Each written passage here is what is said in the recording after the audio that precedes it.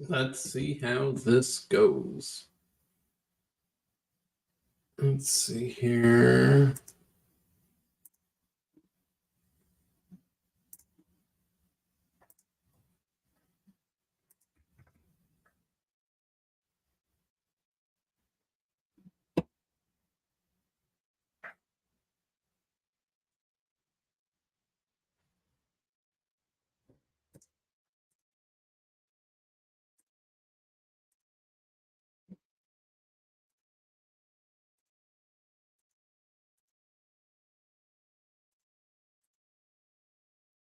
And perfectly what they're talking about.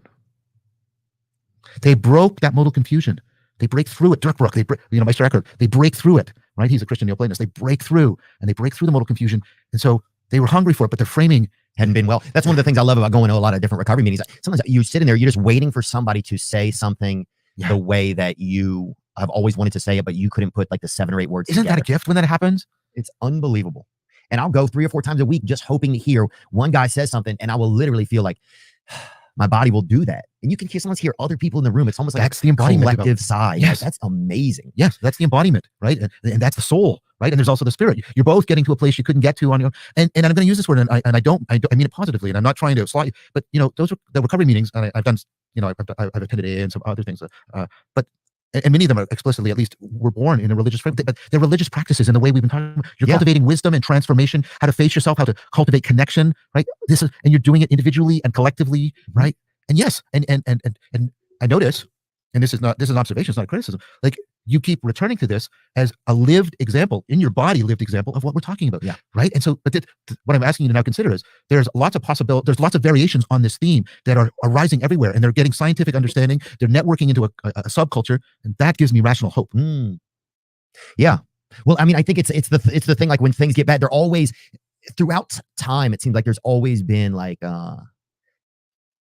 in every story, there's the moment where you think where things get bad and they get good. It's like, it's that feeling inside you that it has to end well. I think that that little pilot light of that, it feels like it perseveres no matter what, Well, it can get blown out. Like we do some work with, I agree with you about that pilot light. By the way, think of it not just as a pilot light, but like what a pilot used to be, or a pilot of an airplane, or a pilot of a ship, right? It's a guiding light, right? Well, I think it's not even my own pilot light, but I think it's the collective pilot light. That's the one that I feel like wins in the end. Yeah. I don't know if us as individuals, if we win. That's an excellent distinction, because we're doing some work, myself and some my colleagues, graduate students, of vets who have post-traumatic stress disorder, and their internal light in some sense been blown out. But I like what you said. One of the things we're trying to do is see if they can catch it from each other again. And try and bring about interventions that can bring that about. So remember, I mentioned Paul Tillich, the courage to be. There's a Greek word for this, and it's from the Christian tradition. It's kairos, and it means the right timing, that where the time where the course of things turns. And the kairos is always a place in which multiple opportunities. So like the Bronze Age collapse, civilizations can collapse too, right? And so we're at this very crucial time now. It's a dangerous time. But the advantage of kairos is, okay, when everything is going really well, the system is really stable and it has a lot of inertia, and it's hard to make a difference. But when things are breaking up, this is called self-organizing criticality, then individuals can make a difference that they can't normally make when things. So don't look at like, well, things have always been this way, because if we're actually in a crisis, a kairos, then your capacity as an individual to make a difference has been increased. Wow. Hey, Chris. Chris Pacquiao asks, what did Jacob do? Jacob is threatening to take away our access to his StreamYard account and end his years of benevolent generosity of letting us all use it for free. And this will not stand, man.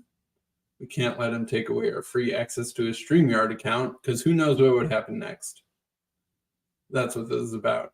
Also, if anyone wants to join me, links up top, feel free to hop in. Wow, man, that's awesome.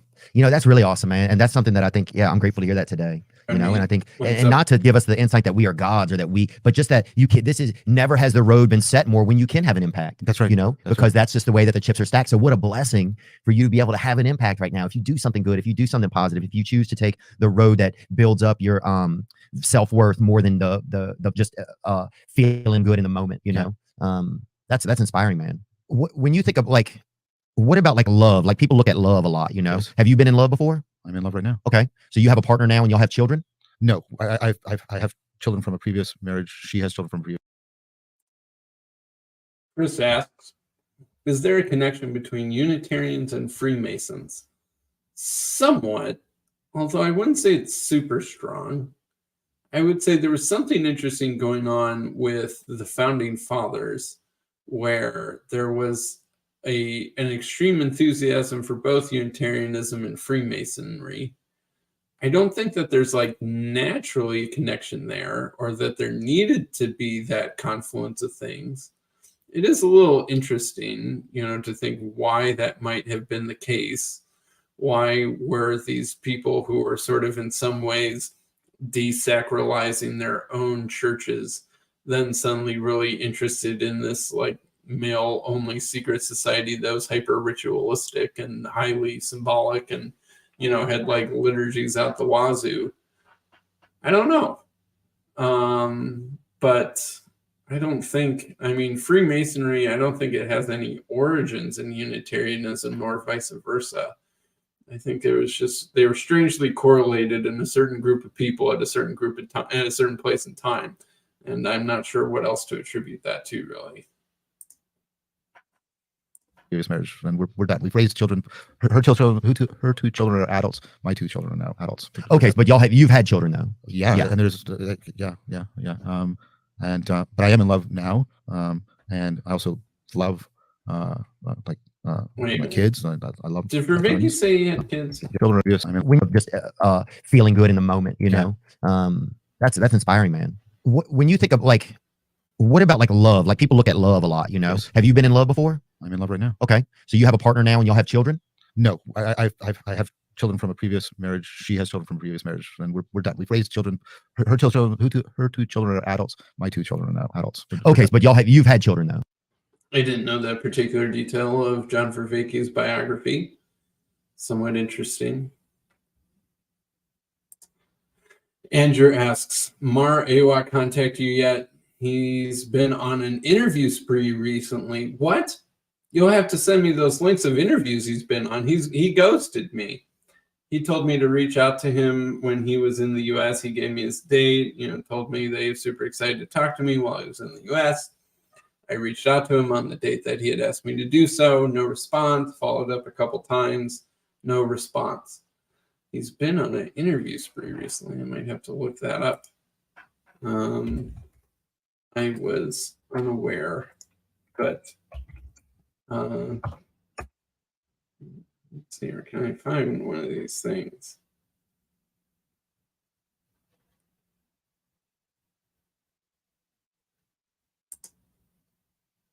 All right, switching videos. Okay.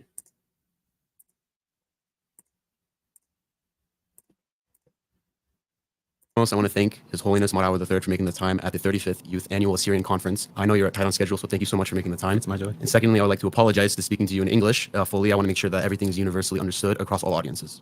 So, Kasi, for the people that don't know, you are the Patriarch of the Assyrian Church of the East.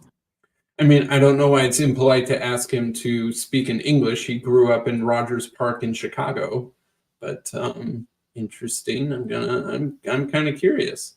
That's the only English one. Well, I got lucky the first time I searched.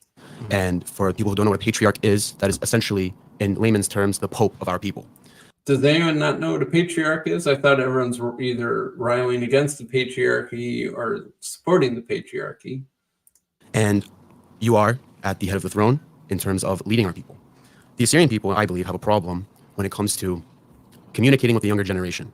Earlier, this youth conference, when we first started, you and the NEC approved a survey to go across where we wanted to discuss what potential issues that the youth may have about approaching clergy. And that may lead to gaps in age, language barriers, etc. And I thought that this would be a good opportunity to sit down as a 23-year-old Assyrian man with His Holiness to show that it is easy, safe, and doable to speak to the clergy of the Assyrian Church of the East. So that is my goal of this podcast itself. So first and foremost, I want to understand a lot of people in this world, we go through doubts as normal human beings. And I sure have had my doubts before. I have questions, and sometimes my questions aren't able to be answered. Wondering on His Holiness's behalf, if you have ever had your doubts as a youth, maybe in your adult life, before being ordained in the role that you're currently in. Were there any times in your life where you had questions or doubts or were afraid to ask questions about God Himself or Jesus Christ? Well, first of all, it's a joy for me to be a guest on your podcast, and allow me to greet your audience who might be listening or watching this podcast later on. Yeah, Andrew says, most all Assyriacs speak Arabic. Man, Assyriacs, so that sounds like a some sort of weird disease. Assyrians or Syriacs speak Arabic, kind of like an in-group thing. English is only spoken by the diaspora. I live relatively close to a concentration of Assyrian immigrants here in the US in the Chicago suburbs. There's actually a couple churches not far from me. There's an Assyrian Catholic church, which is in communion with Rome. And then there's an Assyrian Church of the East, which is underneath this patriarchs here. And their signs are not in Arabic, their signs are in Aramaic, although they mostly come from Iraq and Syria. So I presume that Arabic is sort of their common tongue when they're interacting with their culture, and maybe Aramaic is their like mother tongue at home and in church or something like that. Your question is a valid one, for the simple reason that doubt oftentimes is a part of our human experience, and not only on a natural level, but also in terms of faith. I mean, you gotta admit, that hat has some style.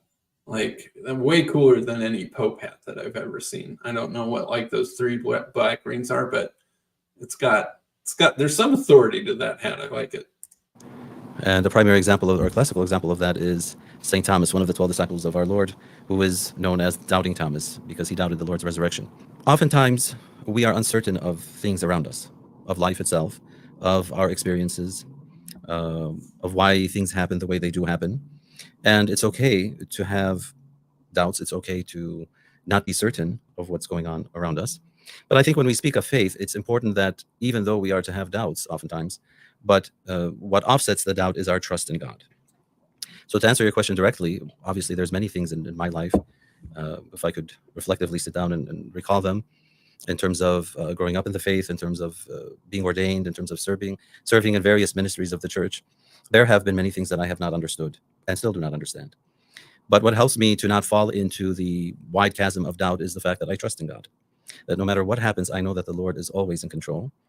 The Lord is sovereign, and he sees and hears all things. And I simply leave it to him. And whatever I don't understand, I pray for understanding. I pray for wisdom. And even then, when I'm not... Is this because he's reclaiming his StreamYard? He is attempting to reclaim his StreamYard. And we, the people, are not going to let the tyrant Jacob just do whatever he wants with this free StreamYard that he's letting us use while he pays for it. That would be terribly unjust. Not given complete wisdom. Obviously, no one can be completely wise. Why? Because God will always remind us that we are to be dependent on him. So the wisdom he gives us is sufficient for us to do our work and to fulfill our calling. Whatever else I don't understand, I leave to the Lord. And I trust in him. And as life goes on and as you serve, especially for the ordained, you'll see that trusting in God is very important. That's one of the first lessons I learned, reflecting now, going back, when I was first made a bishop. And learning to trust in God is very important. Not just for a clergyman, not just for a bishop or a patriarch even, but for a simple faith, a person of faith, it's important to trust in God. Amen. And so transitioning to now, His Holiness the seat has always been in Iraq, for the most part, as far as I know. It's never moved outside besides one instance, I believe. Dr. Drew and my wife Susan here. We want to show you something. You probably I had premium for a while. I got rid of premium. When you were ordained, or as far as I know, it's never moved outside besides one instance, I believe. When you were ordained, His Holiness kept the seat in Iraq. How has the transition been going from America to Iraq? What difficulties have you faced? Well, historically, you're correct. Our patriarchal see has been in Iraq since time immemorial, since the first evangelization of the apostles of Jesus, St. Thomas, St. Adde, and St. Mari. In 1933, there were certain events that took place in Iraq in which the patriarch at the time, Mari Sheshumon III, was exiled. And so he gradually moved the see to the United States, settling in Chicago in 1940. Then his successor, Mardnakh IV, in 1976, also kept the see in the U.S. after he lived in Iran, where he was the bishop previously for some time.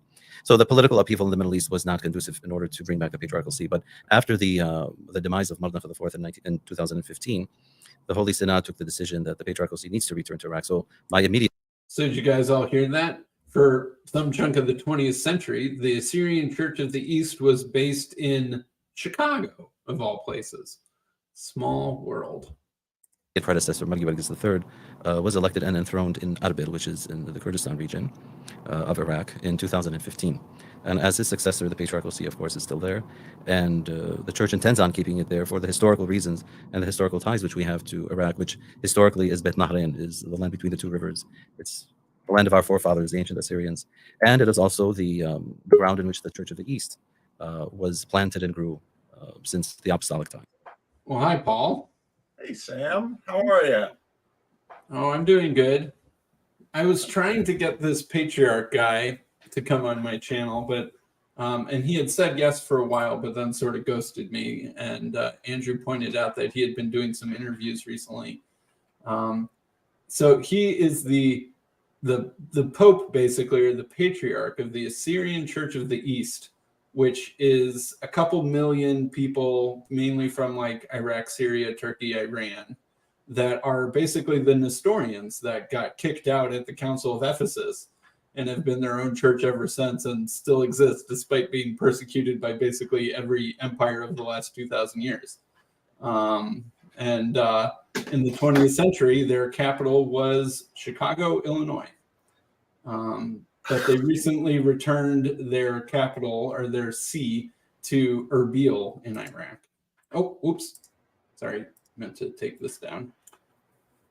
So what's up, Paul? Oh, I just saw you here and I wanted to talk to you, but I mean, my schedule's been so nuts. And let me just land. I just finished a Randos conversation, which was good.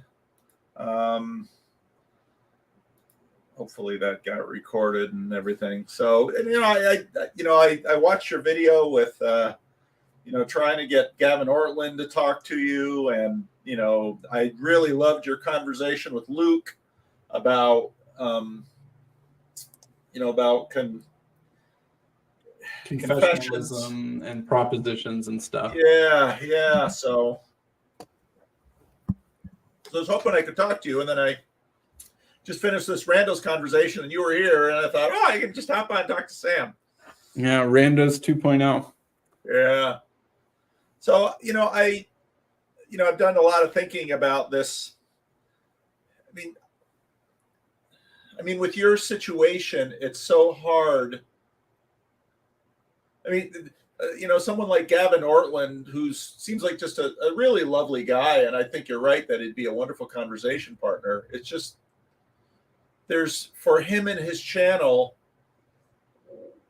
what does he have to gain from it? Now, if you were his personal friend or, there's just got to be another way. And so, I don't know. So I felt for you because, Sam, I really appreciate you, and I appreciate so much about you in terms of your character, your knowledge, your heart. And, I want to see you succeed and having the kinds of conversations you want. And I'm sure it's frustrating. It is frustrating. And, some of it is pent up frustration from my recent experience with church and feeling like I didn't really get to have any of the conversations that I particularly wanted on my way out of the last one. And feel almost, some sort of need for like, all right, if they can't talk to me about what's going on, I got to find someone who can. And that this just isn't like this pressure on my everyday life is real. Like, I'm not making this up. And honestly, if anything, sometimes on YouTube, I probably downplay how hard it actually is.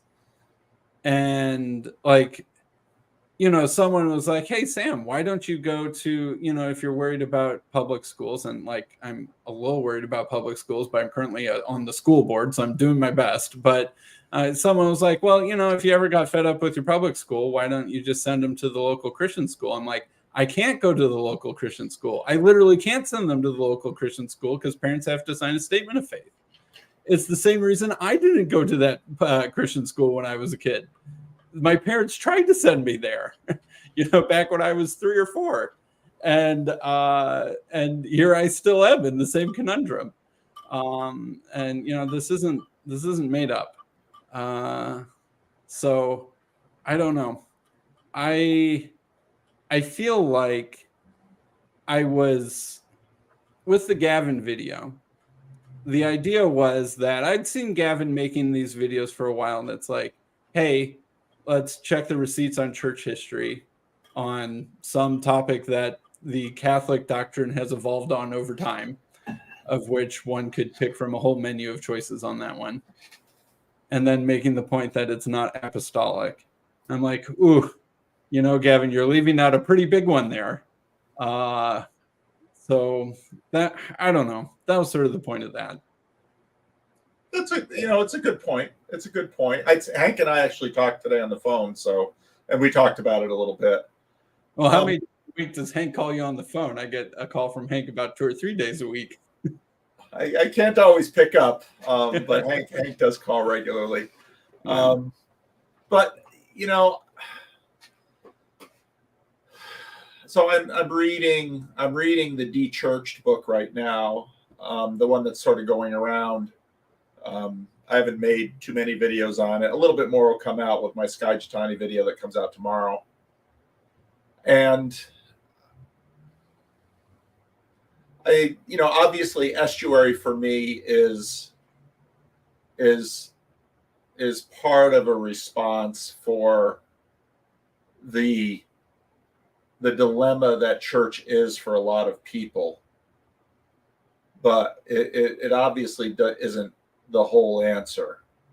And to me, a case like yours is so, anybody who, I obviously haven't, I'm not your next door neighbor. I didn't go to grade school with you. So there are people who know you better than I am, but I watch people pretty carefully. And although I'm a pretty optimistic guy, I'll tolerate a lot of stuff and a lot of people. You have always seemed to me like a very genuine person.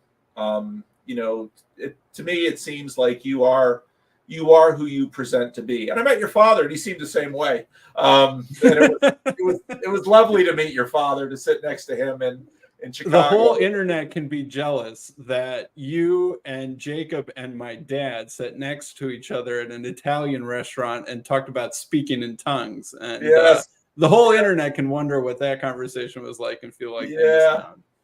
So,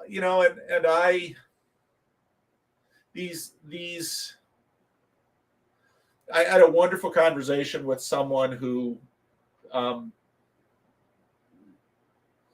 he comes to my church pretty much every week, drives a considerable distance. He watches all this stuff.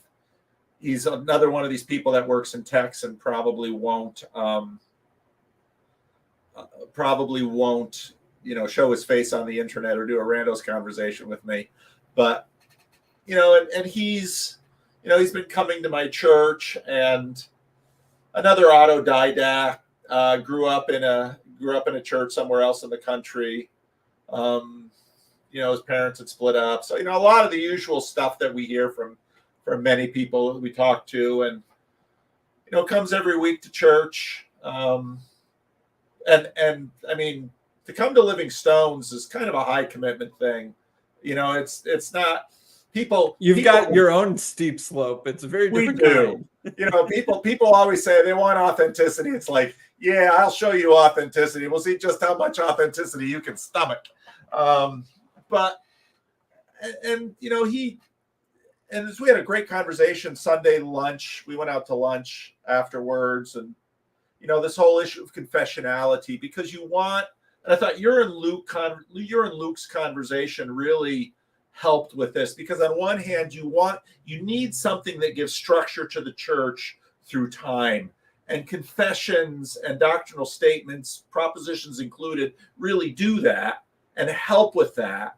But they're of course not the full answer, because you can sit across the table from, theoretically a demon would have, excellent propositional statements and still be a demon. So even the demons know that God is one or three in one, or what do the demons know? And they're all clearly Trinitarian, Sam. Well, how would you doubt that? All the demons are Trinitarians, right? So to me, it's often been phrased the problem of wineskins, and the John 17 prayer that Christ's followers would be one. And so I I don't have an answer for you, obviously, except I think if there were an obvious answer, it would have presented itself by now. it would so. have. It would have. Yeah. So this is clearly a burden you have to bear. But I just want to say I feel for you, and I really respect you. And gosh, I wish I could do something for you, but I really don't know what to do. It just, often in ministry, you work with people who have a cross to bear, and by the peculiars of that cross, there's not a lot of it's poor Simon of Cyrene. He dragged that sucker. We all get given thorns in our flesh for one reason or another. We do. So, and the fact that, even just with, the Christian school thing, there's just another angle to it. And so, no, But it does mean that I'm committed to my local public school come hell or high water. yeah. Well, And and so- there are, I also often notice with crosses that there are other things just like that often bless the world. That God puts someone in a corner and makes them stay there in order to achieve something else that you can't see now. I know Luke listening to this will say I sound like John Piper, but well, I'll risk that. Luke still likes John Piper. It's hard to actually get Luke to be too critical of John Piper even to this day. Maybe that's why he's still my friend, Calvinist though I be. So Yeah. I Did you thought see that it? what go ahead. Go ahead. I thought that was an interesting point that you were making, or someone made on your video about the orthodoxy thing, and you were sort of making it too. Is I've wondered about the intergenerational stability of the converts to orthodoxy. Because sort of like I said, I know way more Orthodox people who have the story that a lot of Catholics people tell too, about how they went to an evangelical church and it was like they found out who Jesus was for the first time, and all of this sort of dead, monotonous liturgy that just seemed boring and empty to them. Suddenly, the perspectival experience of Jesus in an evangelical megachurch captures their heart in a way that the icons and the smells and the bells and the liturgy never did. Yep. And that was my mom's story, like to a T. Yep. Too. Yep. And so I know way more people with that story than the in real life than the the Pajot or Jay Dyer path into orthodoxy. Yeah. And so I wonder what it's like for kids to grow up, if your parents are those sorts of burned out on evangelicalism and then Pajot sort of shepherd them towards orthodoxy. Will their kids feel the same attraction? Will their kids have the same knowledge of the Bible? Will their kids look at the liturgy and notice all of these details that are in it that aren't like explicit, but if you know your scriptures, you can pick up on? I don't know. Yeah. No, And no, you go ahead. I want to do the same thing, and for the same reasons. And it's just things right now. So I was listening to the Vervaeke talk with Theo Von. I'd never even heard of the guy. It's funny because I mentioned it to Jared, my son, and Benjamin, my youngest son. Benjamin's living back at home, and I mentioned Theo Von, and Ben's like, "Is he the guy with a mullet?" It's like, how do you know about these people? I don't know anything. But, Theo Von was talking about how he went to a mega church and, the music, and that's a powerful psychotechnology, I'll tell you. Yeah. But yeah, I don't know. And I was hesitant to put out that video because, I'm not trying to stick my finger in the eye of the Orthodox who are so excited to have found, exactly what they're looking for. And I want to celebrate them and I want to encourage them and, bless them with it. But I have seen exactly what you said.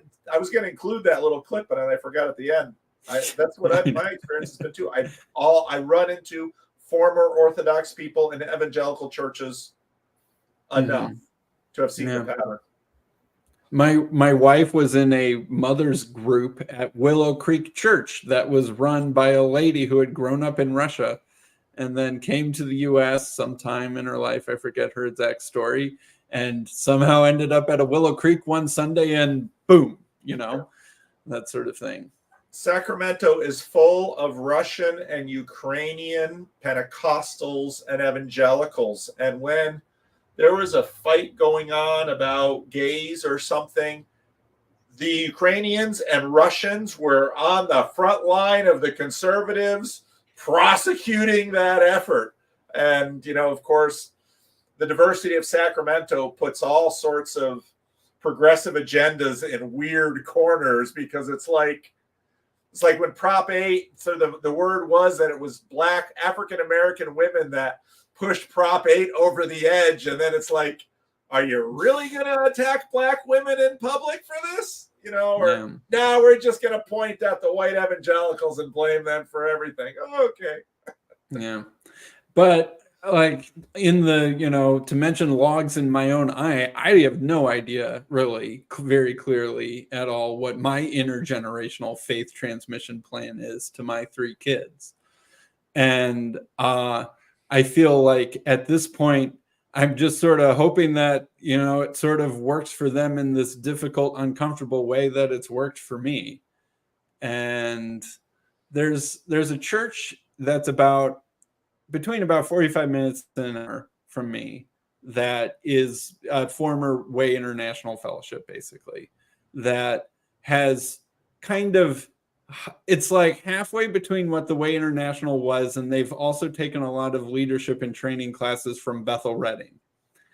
And so it's like it's like a mix of it's got the Way's doctrinal distinctives with the Bethel Redding's practice charismatic distinctives, and it's a strange brew, but it's actually growing and doing pretty well.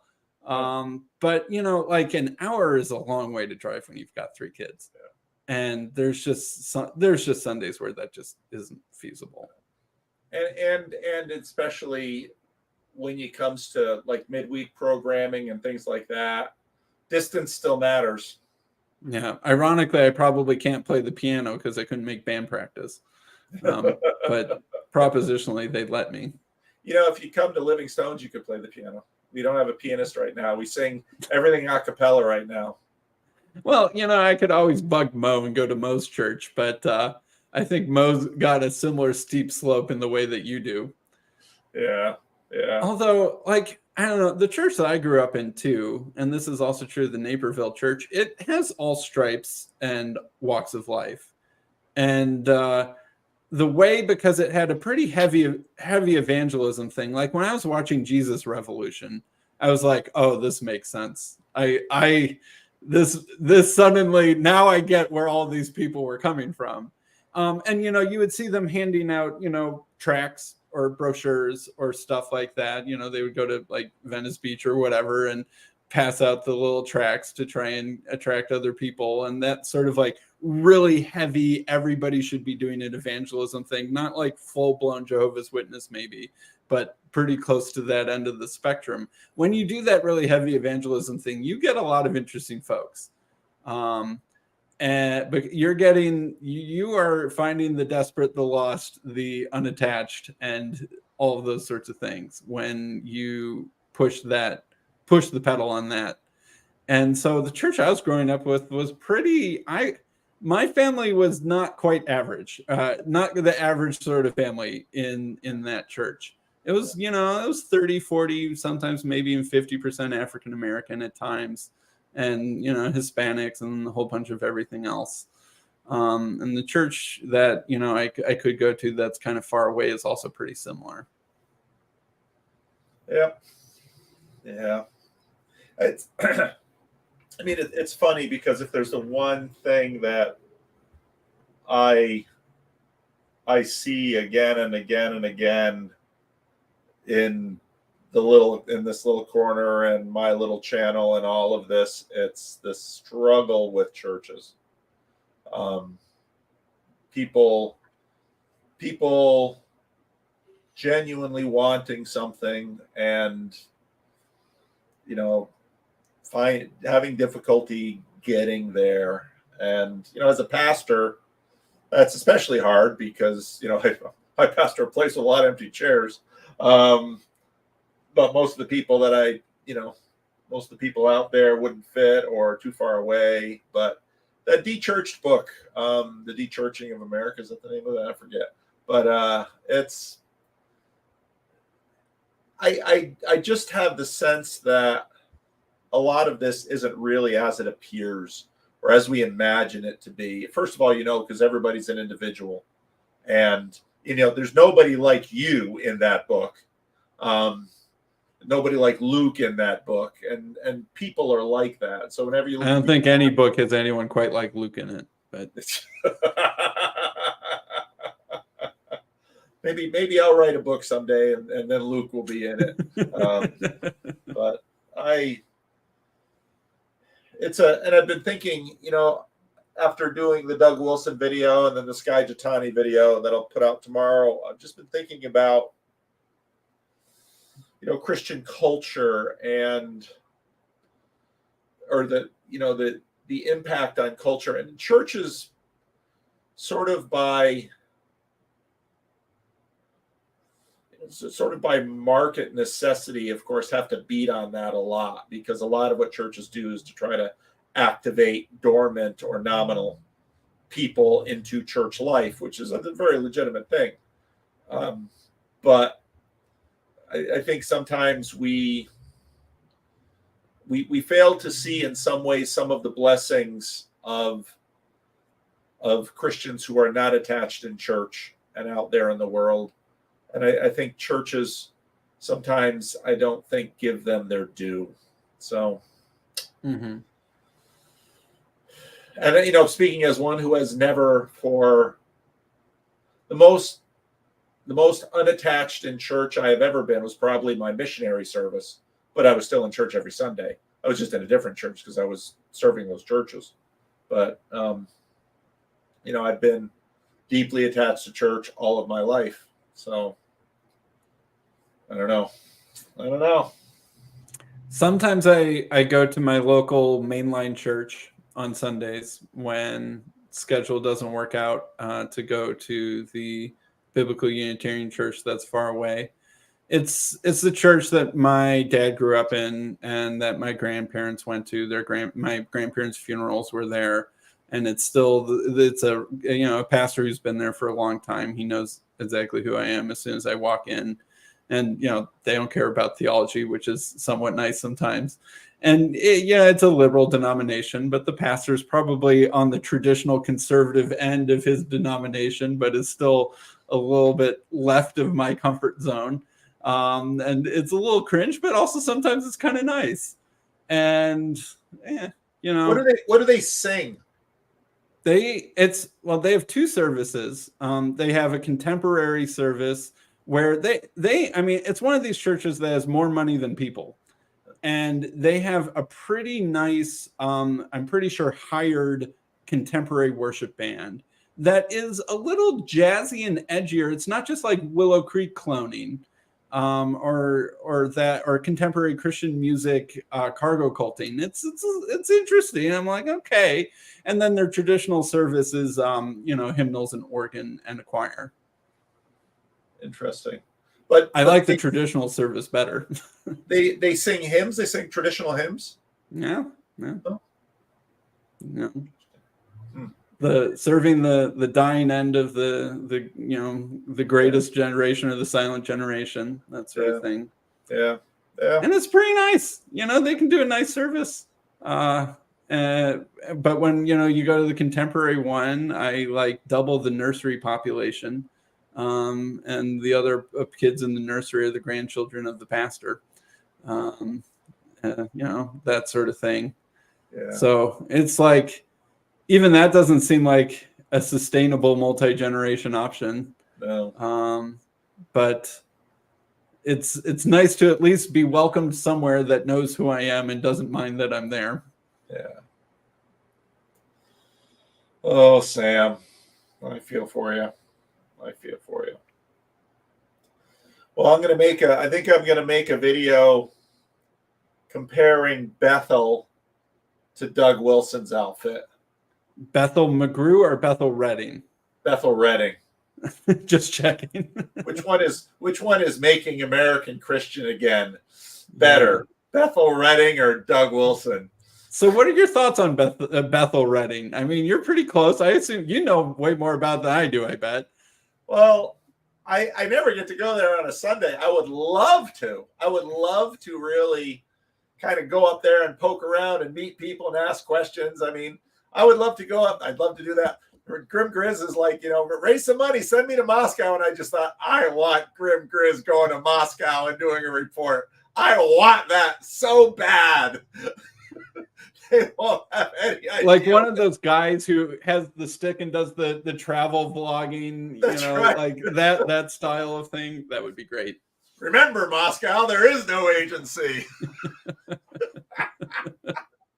But I've read some of Bill Johnson's books. I know some pastors who have gone there for conferences and done some of their trainings. For a while, I haven't heard anything about this for a while, but Jesus, what's their Jesus? I mean, they were going to plant a church in Sacramento in Midtown, which, I mean, Midtown is like post-college yuppie. That's the cool area of Sacramento where. Is that where Joey lived? That's where Joey, Jared lived there. Yeah. So, they were going to go there, and the other Midtown churches are kind of like, because the big church in Sacramento here is the Covenant Church, because there's Bayside up in the suburbs, and they've just plastered the city with their clones, and they're kind of the big church. So whenever they move into a neighborhood, there's this giant sucking sound because they have the hottest music and the hottest worship, and they do the contemporary stuff. But then when Redding is coming down, it's like, they might, but I haven't heard much. But they're an interesting outfit. So, I was actually reading on Wikipedia, and a couple of years ago, tragic story, there was a 2-year-old of one of the worship pastors who died. And the church sort of leaned into a full court prayer press for a resurrection of the child. And spoiler alert, didn't happen. And, and it's just, they're interesting, and then they're sincere, and they're steep slope. I mean, they're hardcore. And, that's impressive in a way. You like to see people, taking it seriously. But you can criticize Bethel for a lot of things, but they actually do seem to believe what they do. They do. And there's some anxiety. So Redding's about 90,000 people, so it's bigger than the 25,000 people of Moscow. And there's anxiety in Redding about the size of Bethel, because like Moscow, but bigger, Bethel draws people from around the world to live there. But also like Moscow, in Bethel, there is sort of a crust around the church of people who have left, and they haven't all slammed the door. Actually, there's a guy really very much in the corner who's he's been at meetups here in Sacramento, and he's pretty active on Twitter, and he follows everything very closely. He and his wife were both kids who their families moved to Redding for that church. And so they were, and they're, that's part of the reason I've seen, and not just with Orthodoxy, because I don't know, I haven't seen that long enough, but I've seen so many children of parents who were, had powerful conversion experiences and went to hardcore, intensive, take no prisoner, churches. Well, that's what the Way was. Yeah.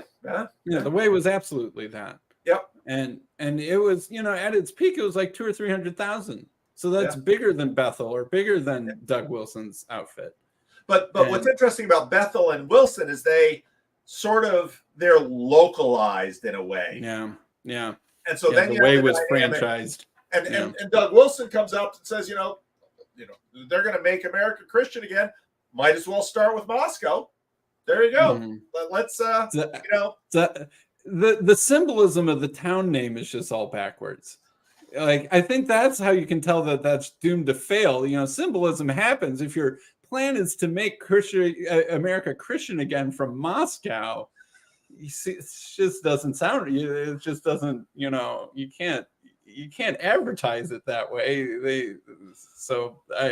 That's how that you can tell that's not going to work. But it's sort of weird for me going to this church because, like, the church I was growing up was charismatic. Like, we did the speaking in tongues and the interpretation and prophecy thing, and we believed in healing, and we would, you know, pray for people's healing, but not any more than like kind of a standard evangelical church where you could put in a prayer request and everyone would pray for you that week. There's like this extra level kind of emphasis on healing that seems to come with the Bethel package. oh yes. That I'm still trying to make heads or tails of. And sometimes it seems flirtatious with prosperity gospel kind of things, but I'm not quite sure if that's really the right description. No, they're in a weird way. They're now making the video that I'm supposed to make, but maybe it'll help if I talk it out first.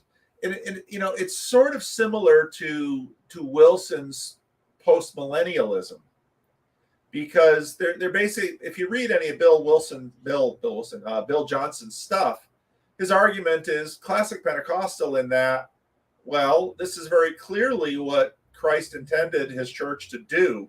Now they add to it kind of an interesting oral tradition type element. They don't use that language, but it's, you know, there's anointings and blessings and this sort of, you know, quasi-physical transmission of a thingy-majigger.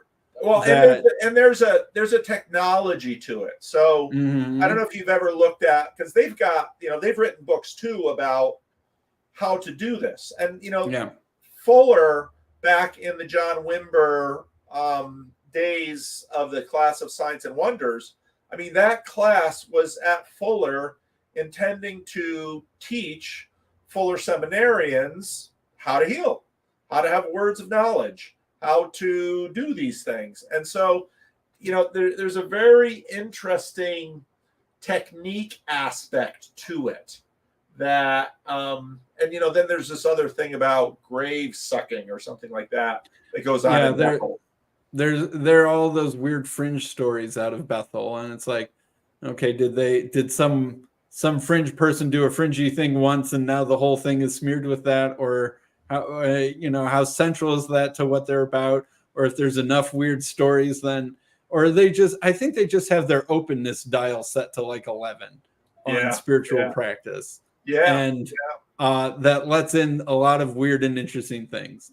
I wonder if I can get the guy in the corner to, you know, but, you know, people have families and relationships and their parents are still there. And, you know, you got to be, you know, I'm not about to blow up anybody's family on my channel. So, and he and his wife are by no means sort of vindictive, burned, you know, they're clearly, well, here's the thing with the second generation, they're clearly, That's funny. So you know, you've listened to more Bill Johnson than I have. I've listened to, like, I don't know, 1 or 2 hours tops, like all combined. Haven't read any books. Remnant Radio, which I like to listen to, talks about him sometimes, but I really don't know as much as I should, considering that I'm mostly going to a church that seems very downstream from him. Yeah, but I think it's, I don't know. I think there's a reason there are so many types of Beatles, and there's a reason there are so many types of Christians. Yeah. That God, in his generosity and openness, and God's also very strict. I mean, it's both are dialed up to, you know, with him, but to me, I just find these movements endlessly fascinating. And especially when, or someone like Doug Wilson, who on one hand seems so full of his mission, you know, and especially being a post-mill, it's just like, wow. At least if you're a-mill, you can say, well, you know, you can leave it undefined. But if you're post-mill, it's like, we have the truth. We are going to win. You know, Richard Rowland in his conversation with Jonathan on the nationalism, universal history, when he just talks about, you know, basically how many years from now when this percentage of America is Orthodox, and I thought, I don't know, because Islam seems to be winning that race. Islam's growing. I mean, even that video where I have the numbers from Ready to Harvest, it's not small. But there's this funny dynamic that, and this is where, you know, again, I've continued to think about secularism. Secularism does a fair amount of, don't say Jesus, smuggling, you know, into America. It's going to be super interesting. Hulu had that show, Remy. The first season was the best. This young Muslim kid in North Jersey who was just trying to figure out his faith, and you know, he's having sex with his Jewish girlfriend, and he's, you know, masturbating to porn, and he wants to be a serious Muslim, and his parents have just sort of checked out of Islam in many ways and just sort of checked into the American dream. And I just thought, oh, fascinating. Yeah. Like, I wonder what the retention rate of Islam and Hinduism really are. And I think that graph was interesting, but I suspect that there is a fair amount of, I don't know, depth of the story that was missing from just those headline statistics. Honestly, what is relatively impressive is that evangelical Christianity was still, their retention rate was like somewhere in the high 60s or low 70s or something like that. Yeah. And, you know, if you have a good enough birth rate, a good enough conversion rate, and a retention rate like that, evangelicalism isn't going to die. No. And it's hugely adaptable. And it's hugely, you know, it just keeps it just keeps adapting, and there's so much of it, and it's a very living ecosystem. It's tough to beat an ecosystem if you're like one thing. So anyway, so sorry to interrupt you checking out the Antioch, and I had the video up so that I didn't have to talk while I was waiting for someone to show up. Oh, good. Oh, are we on Jacob's channel now? Are we on your channel too, or just we're Jacob's on Jacob and Randos United? I've never live streamed to my channel. I haven't set that up. I feel like I don't want to, I don't know, confuse my I sort of like that this is an extra level of distance from my channel, so that I feel like I don't have to perform when I'm just streaming to Jacob's channel in quite the same way that I have to be at a certain standard for my own channel. Interesting. Well, Sam, I did want to just catch you somehow and encourage you and tell you I'm praying for you, and yeah, you know, and you do know that if you just, you know, would just flip on this Trinity thing, all of these problems would go away. It might sound like I'm the devil tempting you, but believe it or not, it's crossed my mind. Yeah. But at the same time, you know, I wouldn't want you to do anything that would violate your conscience. You know, I wouldn't want you to take a step like that without it being authentic, if I dare use the word. But no. Anyway, I do love you, Sam, and I do very much respect you. And you know, I'd love Gavin. I'd love Gavin to meet you just because it would make Gavin a better person. Frankly, I think he could use you more than you use him. So, yeah. But you know, I don't know. Like, you know, I did this video on Wilson. I've got this video coming out tomorrow on Skye Jitani, his conversation with Justin Brierley. I saw it the day after I did mine. with Justin, and I thought, because I read, so I got an advanced copy of Justin's book, and big fan of Peterson and Holland. I mean, Justin's very much barking up the line of this corner, and I thought, what is Skye Jethani going to have to say about Jordan Peterson when he talks about this book? So. Yeah.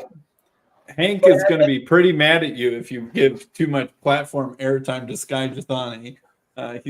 Hank is not a fan. Hank's a member, and he loved the video. So okay, all right. So you must have been critical then. but I don't.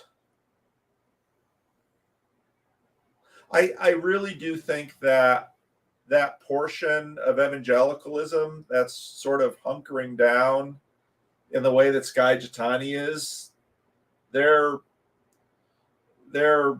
putting themselves into a corner. I don't think they're gonna. I don't think that finally. If I thought it did, I'd probably stick with it. But obviously, I haven't. I've gone whatever direction I'm in now. You're saying woke light evangelicalism doesn't seem to have a bright future. I don't think so. I don't see how it can. Mm-hmm. I think you're just going to be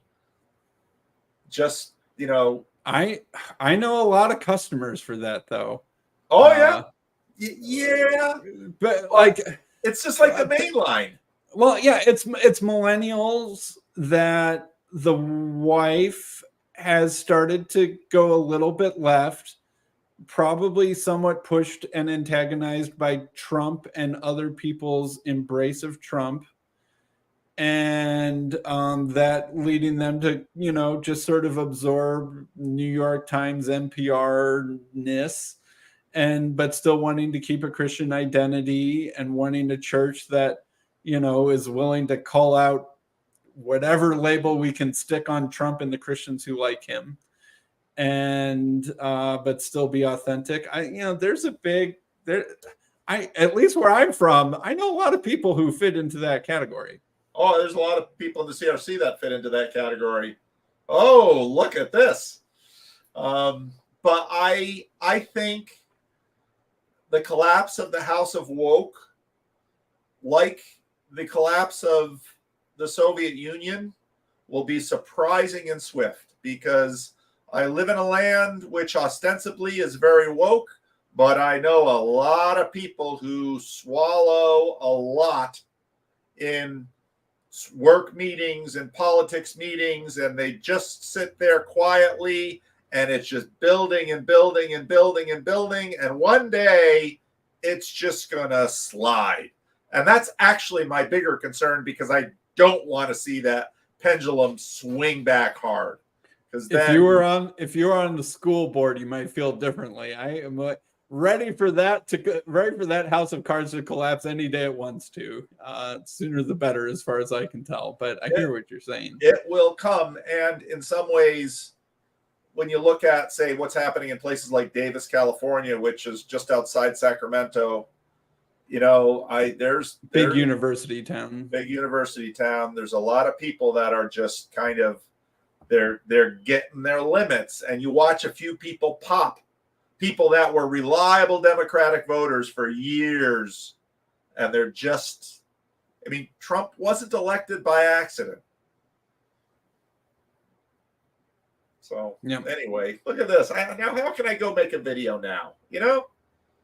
You make videos at this time of night?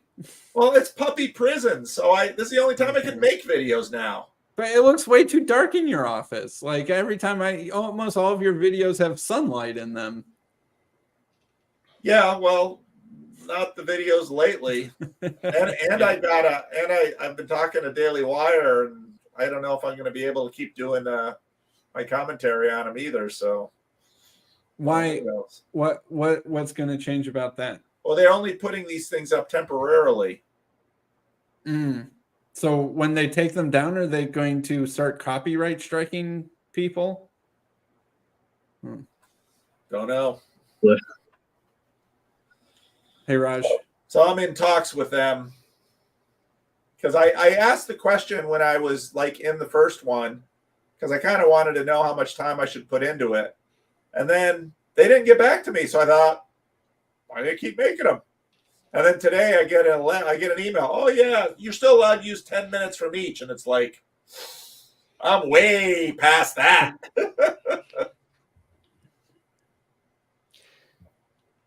Paul, I wanted to ask,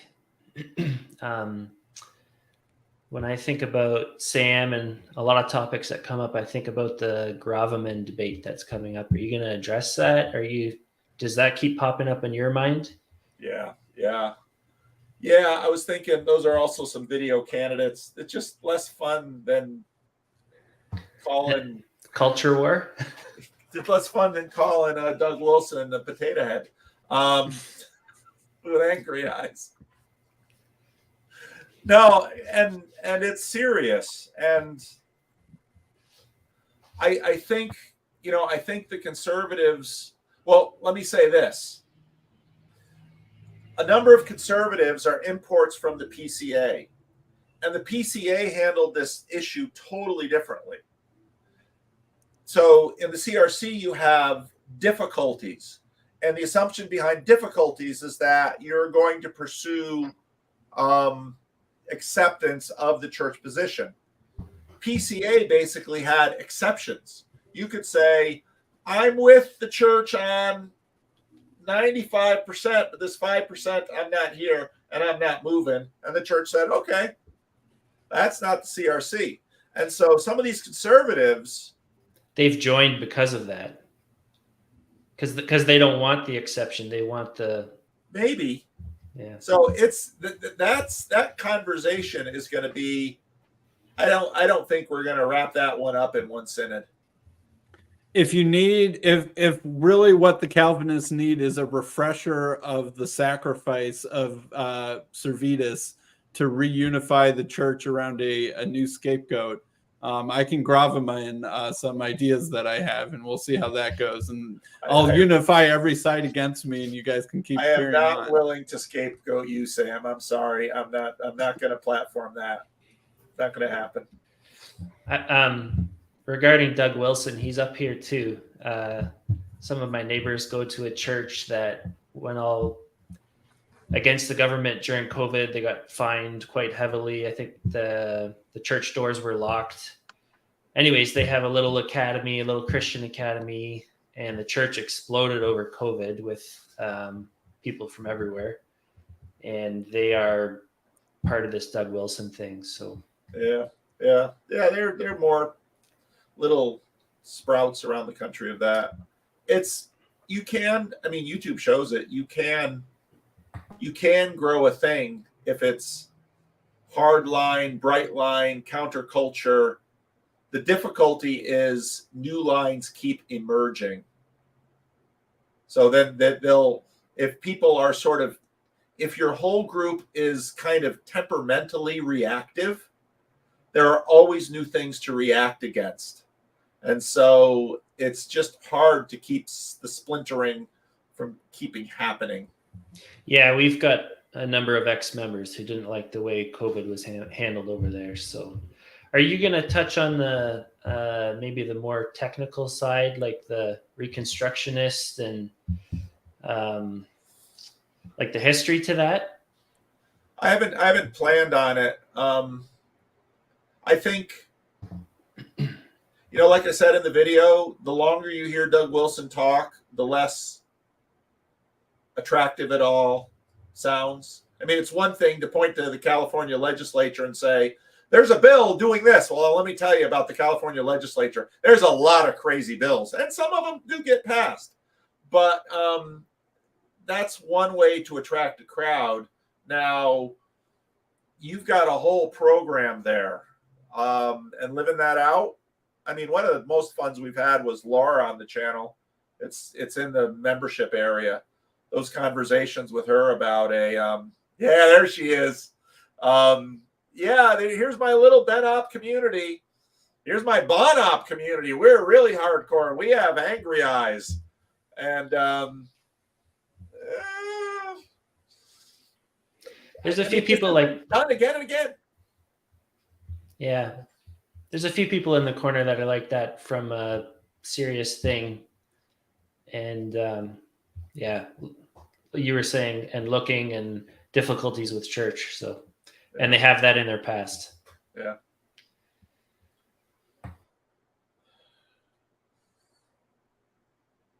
Andrew the student, living on Jacob's live streams. Yes, sir.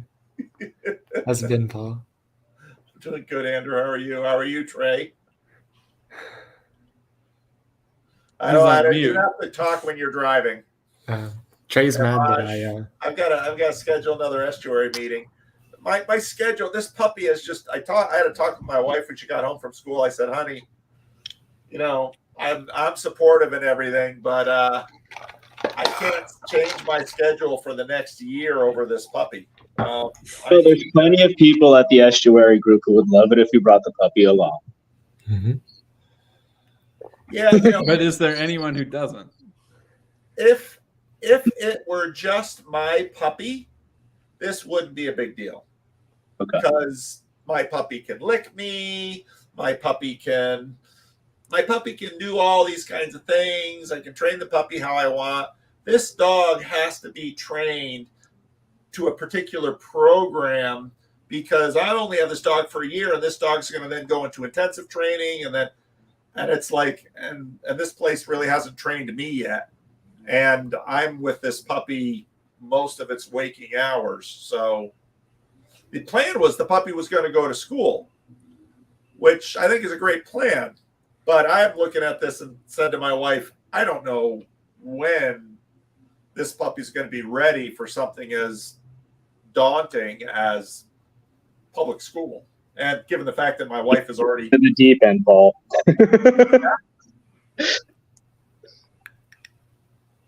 What did you say about the deep end? I didn't get it. Just got to push the puppy in the deep end and see if he swims, right? Yeah. So I don't know what's going to happen, but it's sort of thrown I like my routines, and my routines are just. So here I am at church at night. So I gotta schedule another estuary meeting. And I brought this really. Sam, you and I are going to need to. What's Okay. I was telling Sam that he and I are going to need to have a conversation so I can better understand his stance in regard to his Unitarianism. Would that be the right way to phrase it?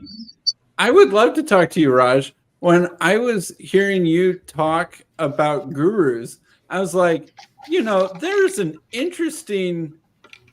Your gurology is almost the same as my Christology. I was like, yeah, I'd be interested to know. I'd really like to know more about how you understand Jesus. So I'm gonna in the chat. I'm gonna send you my email if you don't mind. Yeah, and go for it. Okay, cool. I would love to talk with you sometime, Raj. That would be fascinating. I think you'll both find a lot, except Sam, you've only got one Jesus. He's got more than one guru. Yeah, well, that was another thing in early Christianity that people don't like to talk about. There was a certain sect that is almost kind of Gnostic, but not kind of right in between the mainstream and Gnostic, that believed in multiple, like the Holy Spirit was like a person and then would possess people throughout history for multiple periods of time, and that Jesus was like the last and fullest, human that got possessed by the Holy Spirit. And that you see that's there, and it's like, is that biblical Unitarian, or is that just kind of something else? And that's it's there in the historical record of like the 2nd century. And so when I was hearing Raj talk about the gurus, I was like, that's what that reminds me of. So in Guru Granth Sahib Ji, in the scripture, the human beings we call the Guru, don't actually refer to themselves as the Guru. They use a term called Mahal, which means something like house and mansion. And so they refer to themselves as the first mansion and second mansion. So they're the place where Guru comes down into. Yes. Yes. Yeah. Raj has got a lot of really interesting stuff. He really does. All right, y'all. I'm gonna leave you. Or do you have a question? Did someone have something they wanted to say? Yes. So Paul, in a YouTube way in the past, you said that you would have a game with Jehovah's Witnesses, where whenever they would knock on your door, you would play a game back and forth.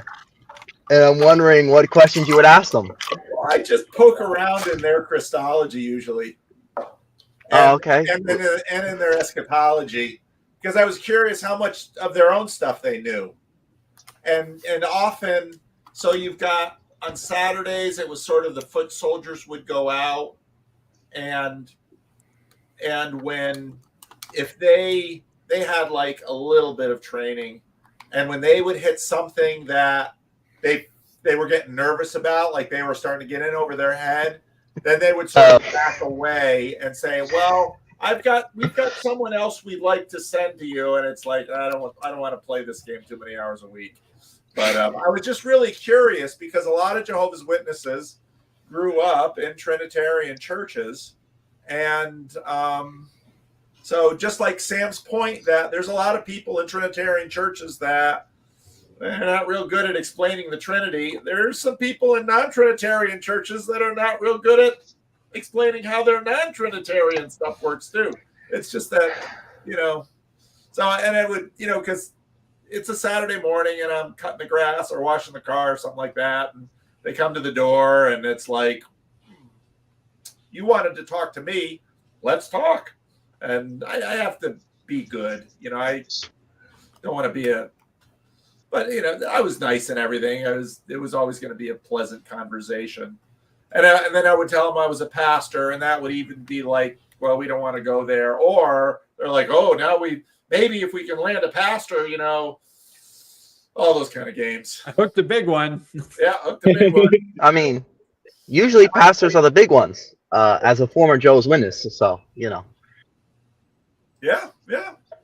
So it was those kinds of things, and for me too, it wasn't just being a troll. I was just honestly curious about, just like I am always.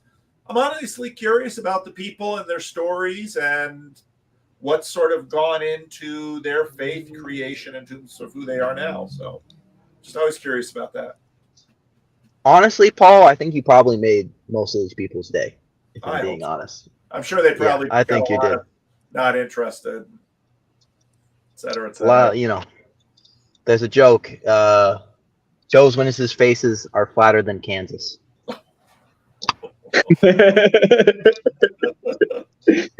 And that's pretty true. Yeah, I believe it. Anyway.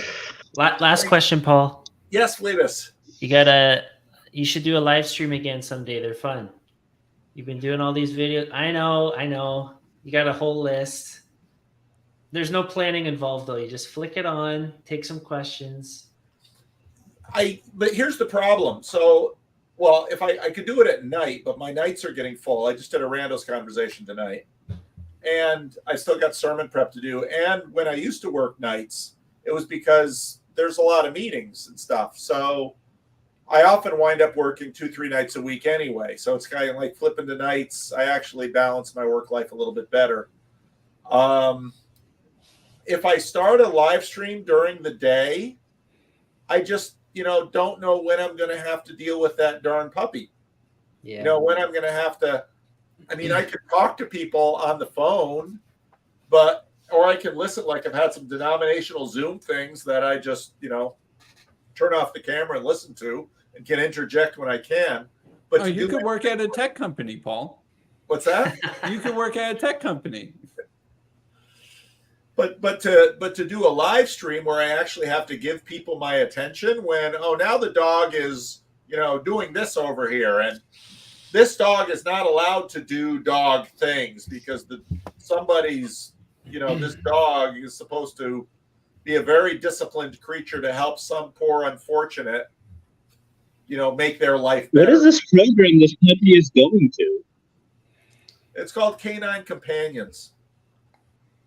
Okay. And so these don't don't become seeing eye dogs, but some of them become hearing dogs. And so my friend Rod has a sister with who's disabled. I think I told that story. And so she had one of these dogs, and she would just, when she has to get out of bed, she just calls the dog and says brace, and that dog just stiffens up. So then she can use, it's sort of a movable stool, and the dog can fetch things for her. And these are very disciplined, very well trained dogs in the end. Oh, you're talking like a seal dog. That's crazy. I didn't realize that. Well, by basically November 2024, this dog will go into the serious training where there's professional dog trainers.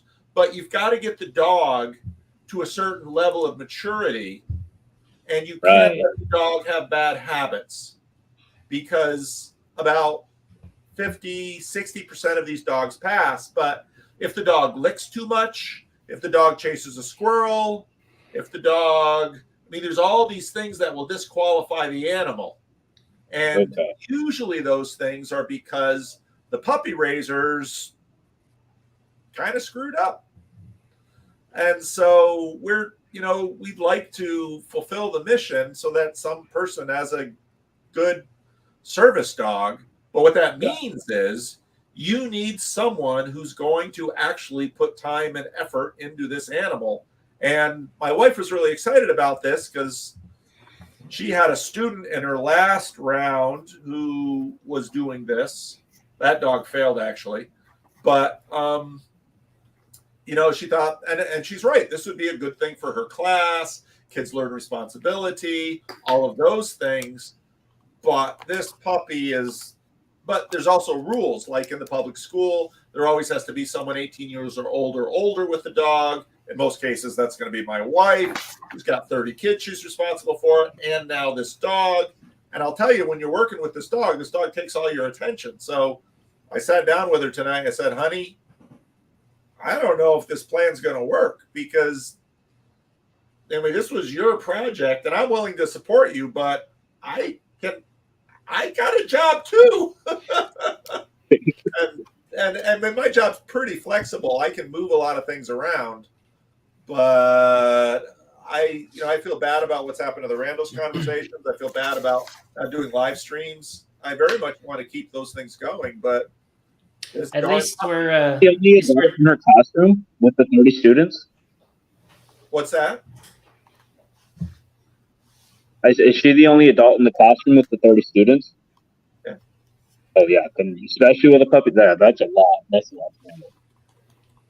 And if she can, like, the kids are in 5th grade now, so they're old enough to begin to be able to, do some things. And so there's potential there, but that's also tricky too, because, a big part of it is, also the puppy isn't yet fully vaccinated.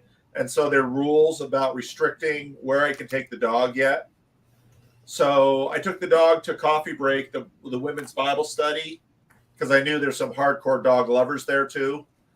But that was really good, because you've got to get the dog used to being amongst a lot of people, and for the dog not to be distracted by those people. And so that's just a lot of experience with crowds and stores and classrooms, and the dog needs all that. And they can't really get that in training. So a big part of our job is to get the dog super socialized and super comfortable around people. And so ideally, if she can pull it off, having that dog in a classroom in a public school setting, if that dog can master that, mission accomplished.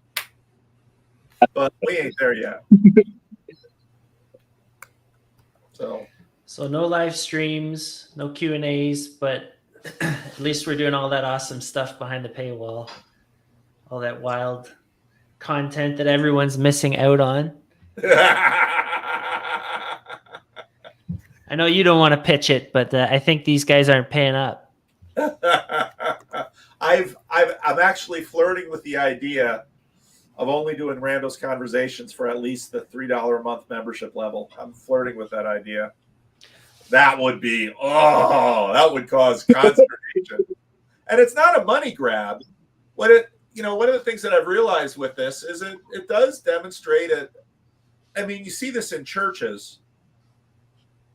You get a better community if people buy in, at least with some sort of thing. So I'm not ready to do that yet. I like having a really open thing because it brings a lot of interesting people who wouldn't.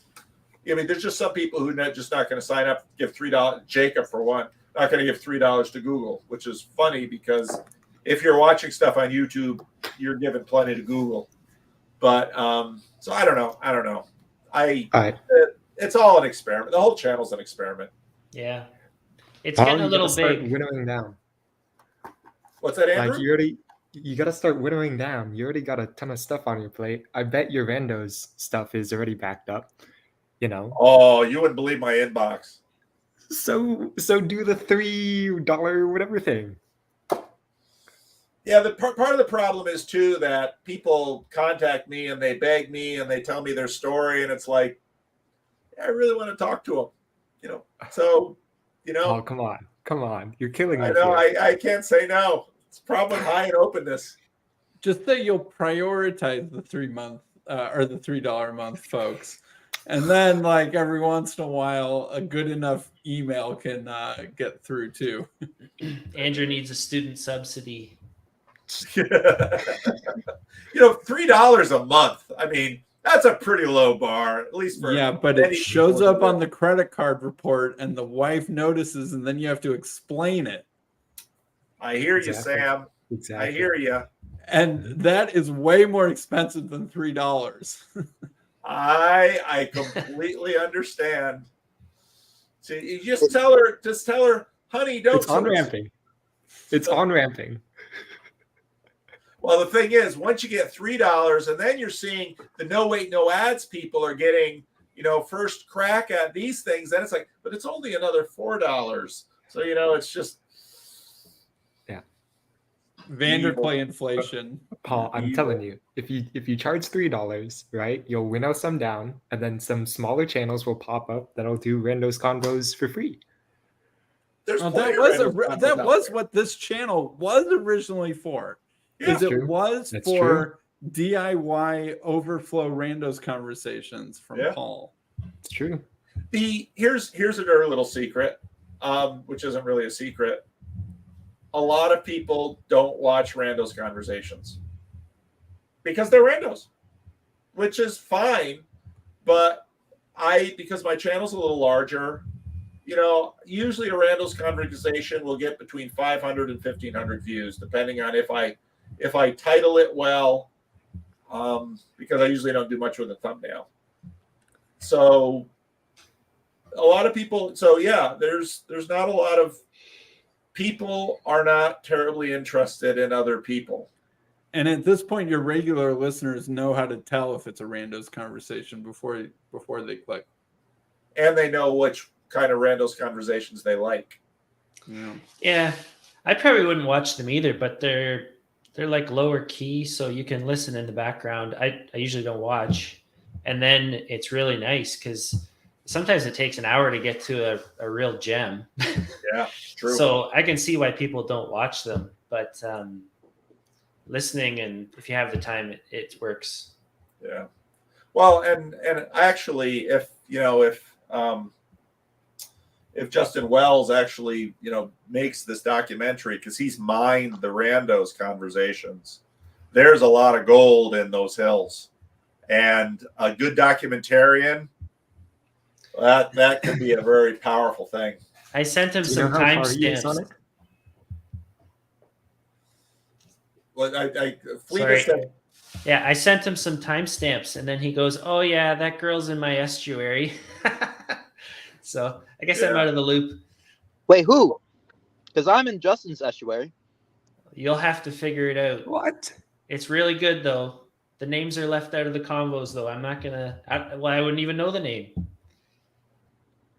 Do you know how far Justin is into his documentary? So I saw a lot of development, and then I haven't heard anything from him.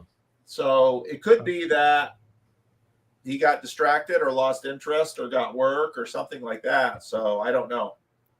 It may never see the light of day. I hope But- it sees the light of day. But from what I saw, he sent me some stuff that he had already done.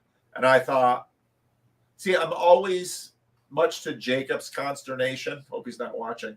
I'm always a little nervous about there being a whoosh with us, because whooshes are risky.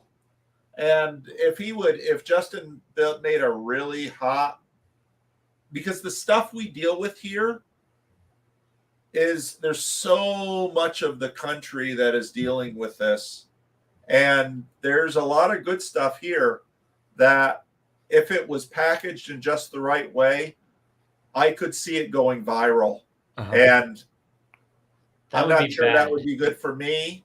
I'm not sure that would be good for us. So start charging $3.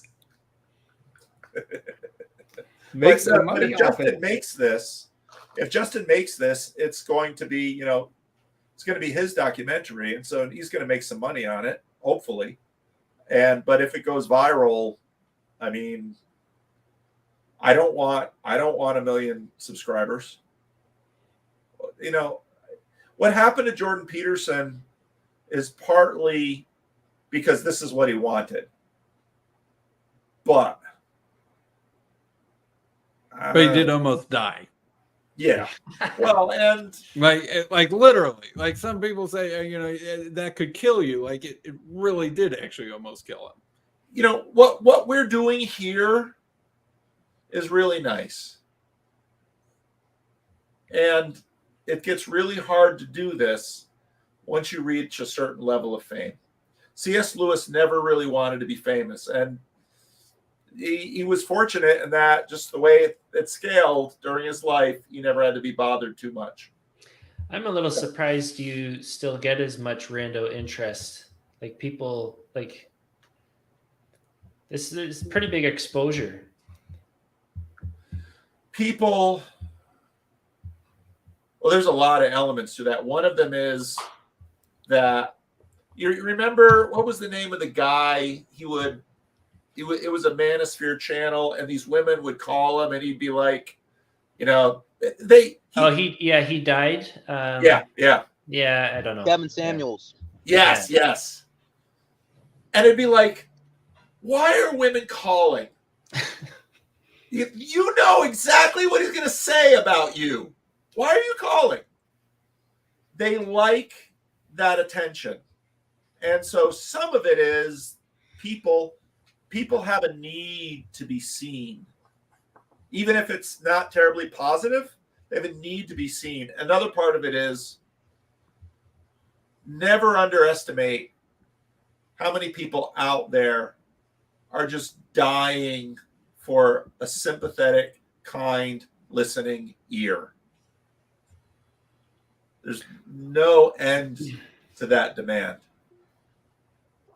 And then to be seen as being heard, the real secret of Estuary is not the sharing, it's the listening. That people are listening to you. And that's huge. And to be seen as being listened to and therefore given value, especially if you're sort of, got a little bit of, the person you're talking to has a little bit of status, that's very powerful and even therapeutic for many people. And so that's why just having a randos channel isn't going to be the same. And it's too bad, but it's also part of the reason why churches do small groups, why the dynamics of fame are the way they are, and why people. How is Estuary Inc. at large doing, do you feel? I don't know what happens when John Van Donk can no longer do Elsnet. In my estuary, I should really be having more meetings. Josiah Gorder. How often do you guys meet? Once a month. I feel like once a month is a pretty good tenure, tenor. But we've had some amazingly powerful estuary meetings. There are times when I just think, what a conversation. People have it's amazing the things people share, and it's amazing the support they're getting. I'm just blown away by almost after every estuary meeting, because we break down into groups of 6 to 8, and I'm just shocked at how good it is. But it also takes a lot.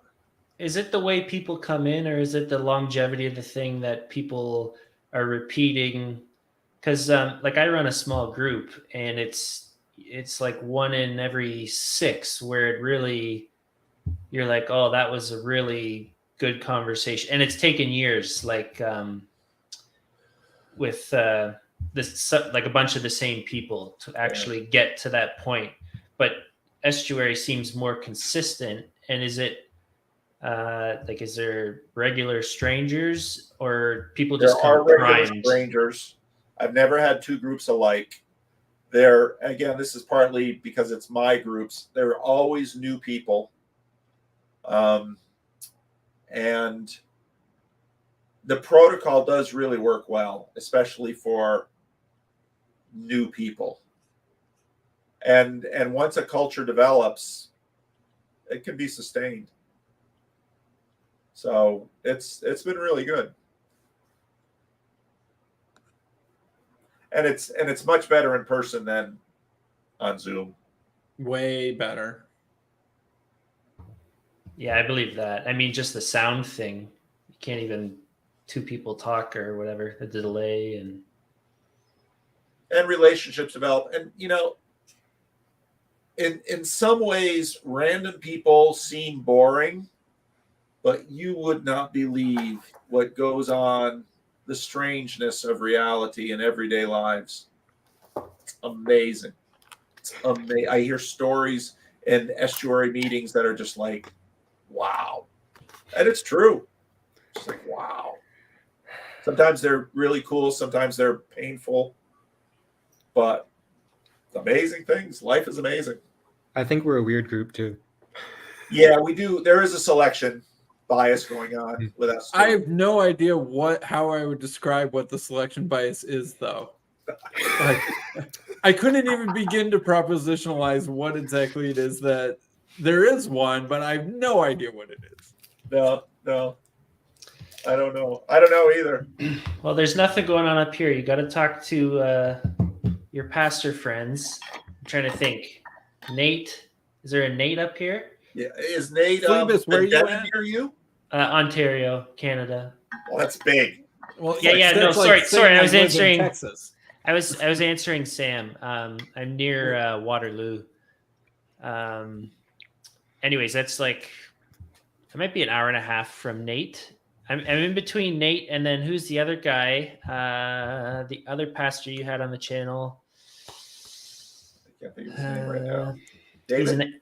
He's in Alliston. Yeah, so he's an hour the other way. Yeah. He was running one for a while, which I didn't realize, or trying to. I don't know. Yeah. Nate Van Dennen is a gem. I knew his grandfather.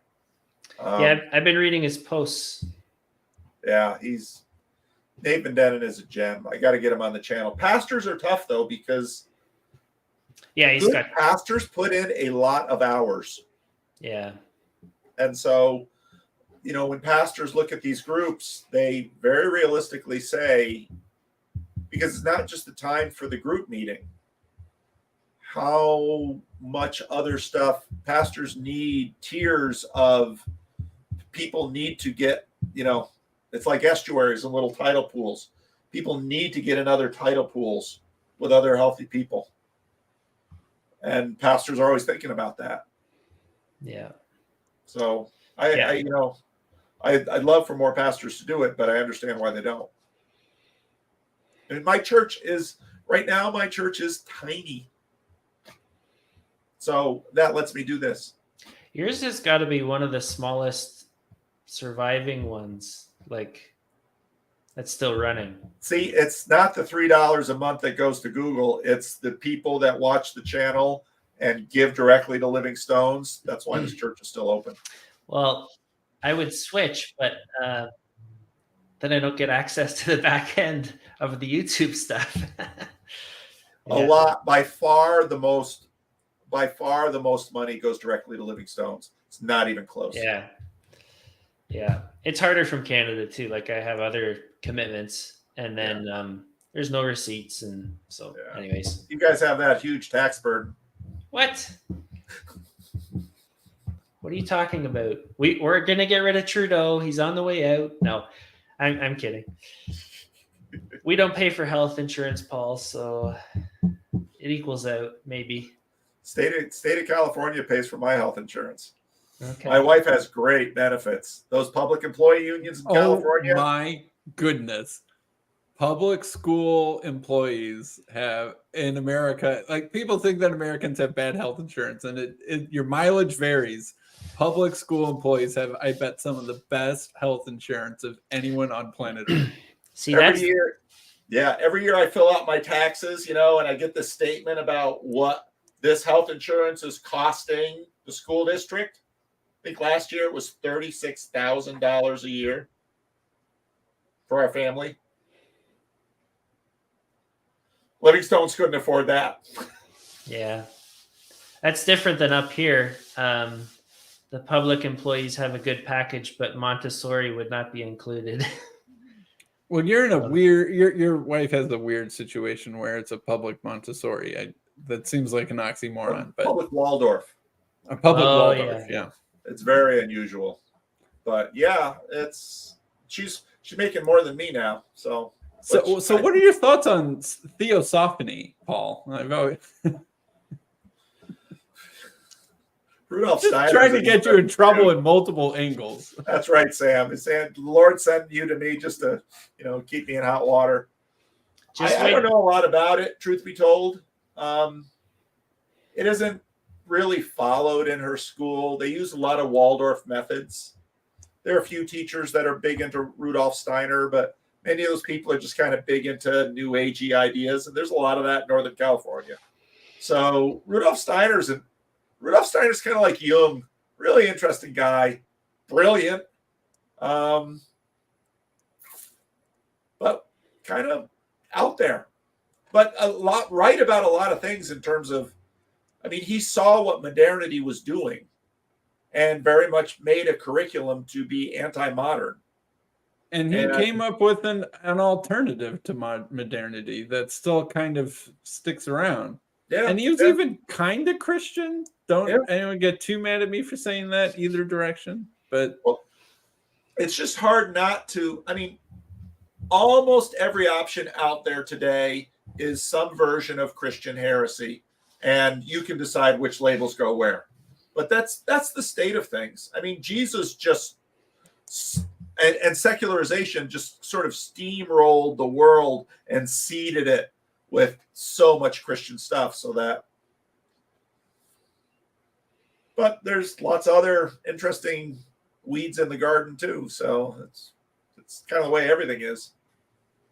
But moderns tend to get a little jittery about the different anti-moderns that are around, and so especially for conservative Christians, then they start worrying about the demonic. So it's true of people that are worried about Jung. It's true of people that are worried about Steiner, and that just keeps going.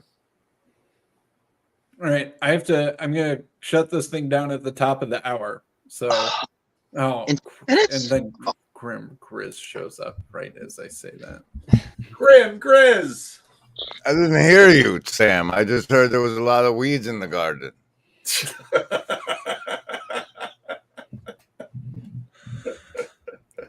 You are no weed, Grim Grizz. You are no weed. Tumbleweed, maybe. I desperately want to see. I wish I was independently wealthy because I would bankroll Grim Grizz first stopping at Moscow, Idaho to get a sense of Doug Wilson and his thing, and then send him to Bethel Redding. Oh, he'd fit in at Bethel Redding, I bet. It's not. Neither of those seem off the path, but I have to make the eclipse in Bosque Dell, Illinois, on April 8th, 2024. Oh, really? I'll be going to that eclipse somewhere in Illinois. Oh, you will? Yeah. I went to the last eclipse in Illinois. It was really good. Well, see, in Bosquidel is where this eclipse is going to cross the path of the last eclipse. And that's why that's where we're going to go. So and we'll have the great disappointment where nothing of astrological importance actually occurs. Astrological importance, no, but what's going to happen at the Dollar General at Bosquidel is going to be very impressive. It may well shake the heavens. I don't know. Oh, look, I have a button here that says stream this to your audience. Yeah, all right. I was tempted to press that too. I might take this and throw this up on my channel just because it was so much fun. Sure. All right, I have to head out, but I think there's enough of you inside here that have controls over the buttons where I can leave without the thing shutting down. I do not have any control over the button. I have no controls. Nope.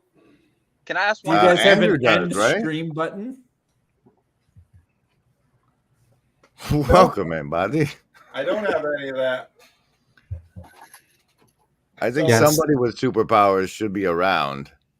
Would you kick out Paul? Paul found his I can leave button. But so Grizz, if you're streaming it to your channel, but do you have like the end stream button in the upper right? No, I can't even highlight comments or anything, man. I can stop Oh. streaming to my own channel, maybe. Can I like grant authority to someone? I don't Nope. even know. No. You got to settings, team. add the team and the email. Oh, I don't know how to do that. Yeah, it's good times. Yeah, so Jacob needs to give out more admin seats. You see. Yeah. I hit a button and I disappeared. It might just be over. I think it might need to be over. Didn't- Someone one could Okay. go ahead, person with one question. So since you're a Unitarian, have you thought Yeah. about preaching against the Jehovah's Witnesses? Because I'm thinking if there's a group that you can steal, they'd be the biggest group. You're right. In fact, the biblical Unitarian circles have a ton of ex-Jehovah's Witnesses. When you go to our gatherings, it's almost half are ex-Jehovah's Witnesses because we're some sort of safe haven that makes sense to them. So maybe we need to put more pressure on that than we are. But I it think seems, so. yeah. 34%. You thought Hi there. Do you have superpowers over on the Randos United channel? Sam's trying to leave, and we need to find someone who does. If so, go over there and find the top of the link and get in here. What you I have want- to do is put your memory on and remember who Jacob said he's going to kick off so that he can hand out new superpowers. You Well, can- so I mean, Paul could just start streaming too if he wants. Although I suspect Paul might want to go to bed at some point, and so I got to go home before I go to bed. I was going to make a video. I'm not going to make a video because you all killed the video. all right, well, then just copy and paste. Let's this make one. it You already- anyway, Paul. Sam, put Paul up there, and let's start the video. What's the video about? Well, here's the Make America Christian competition again. Bethel Church in Reading versus Doug Wilson's church in Moscow, Idaho. Which one's going to make America Christian again? Compare and Well- contrast. My first question is, which one is most likely to chase the money lenders out of the temple?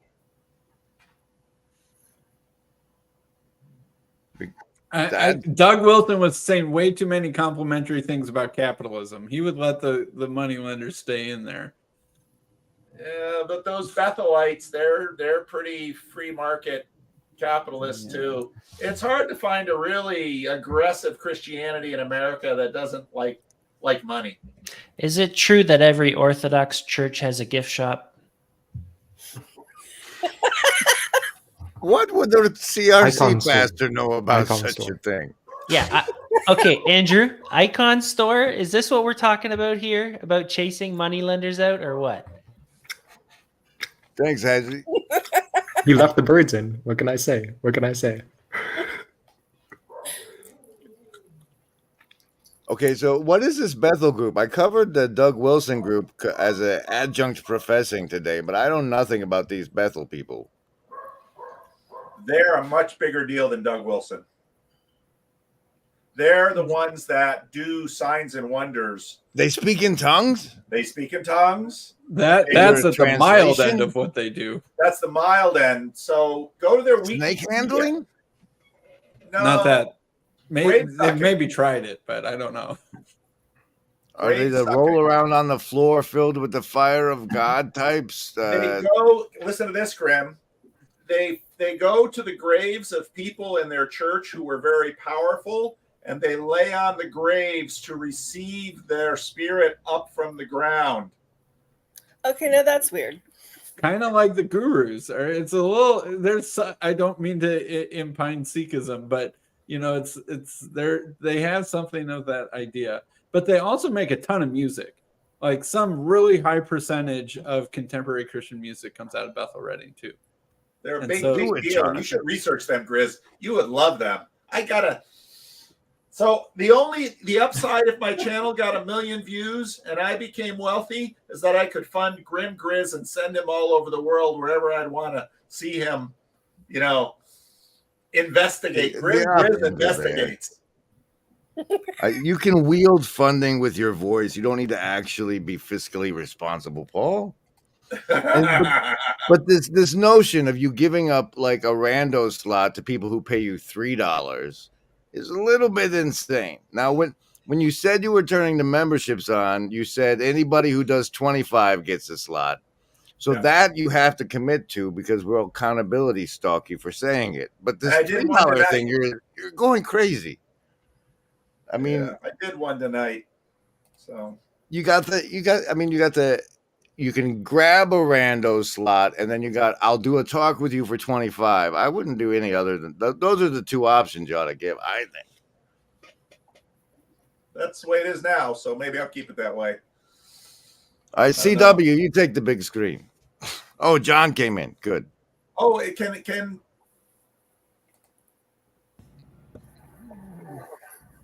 Someone with powers is here.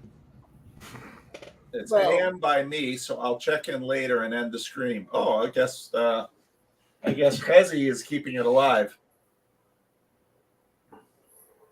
but he's left us in our little boxes. No, I think John came in and did that. Jonathan, I'm getting you're the man. star of the show, and you have no camera on. So can you? There, that's much. Oh, now okay. we can at least play tic-tac-toe. All right.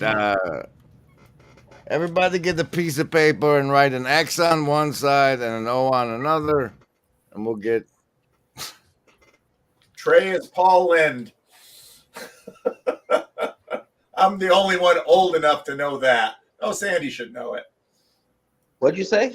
I said Trey is Paul Lind. Was that Hollywood Squares? Hollywood Squares. Yep. How are you doing, CW? I'm an old soul, so I know things like that. I was saying that a lot of people find Rando's conversations boring. I don't think anybody found your Rando's conversation boring. I found the sound unbearable. Can I get an edit with a corrected sound version on that one? It's pretty So long. Quiet. When's part 2? Yeah, what's part 2? Well, I explained earlier in the stream the puppy challenge. So, See, I think you should call it puppy purgatory instead of puppy prison.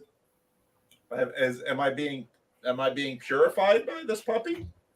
I think you should give the puppy a rando spot and actually do a thing with the puppy. The puppy is supposed to be a very quiet puppy. He's not supposed to talk. And just the last couple of days, he's really found his voice, and that's troubling my wife. The puppy looks up at people and is recognized. If I bark at them, I get things. So it's like, well, that's not the program, puppy. Well, since we have you here, Paul, I recall you not denying the invitation to play D&D with Nate and Roland and me. No, maybe we can do it during the day because I can do that with the puppy. I don't know that Richard's going to be able to do it during the day, but the fact that you have like this time window seems pretty gaming to me. Oh, the one right now? Yeah. Oh, this is supposed to be work. See, I came on because I saw Sam, and I really felt bad for Sam with all of his drama with church and stuff. So I wanted to give him a little pastoral care. And then one thing led to another, and I'm still here, which is a problem that we all know in this little corner. Fair enough. Fair enough. But that game has to happen. But if we have to wait till the puppy thing is over, or do it with a puppy, that'd be fine. No, we do it with the puppy. Puppies, because the puppy just means I can't sit there and devote an hour of focused time to someone. I can do things while I'm keeping an eye on the puppy. If those things include pretending to be a dwarf, we might be in good shape. That doesn't sound unreasonable. How are you doing, Sandy? Good. How are you doing? Great. I'm about 51 minutes from everybody loving me for 24 hours, so it's very exciting. That's a long haul. Happy birthday. Yes, if you're in the East Coast or further, I can take it. Speaking of which, I have things to deal with in celebration now, so I'm going to bow out. Thanks, everybody. Happy birthday. Happy birthday. Happy paganism.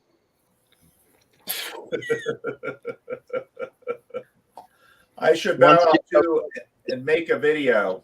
So, what's the Are you gonna topic? make your Tim Keller? my Tim eulogy Keller. now? That video takes real focused work. So keep bothering me about it, and I'll make it. Because actually, I should just make that one for the members, because that's going to get a lot more personal. Yeah, that's You what I was should gonna say. I assumed it has to do with the personal dimension that. Yeah, I found Tim Keller at a very difficult time, and it was super helpful for me during that period. I listened to 2-3 hours of Tim Keller a day for a few years, and there's a lot of material out there. So I really, You're unimpressed by his apartment and his wife, and actually spending time with him. You're like, take it or leave it. that actually happened before I got into him.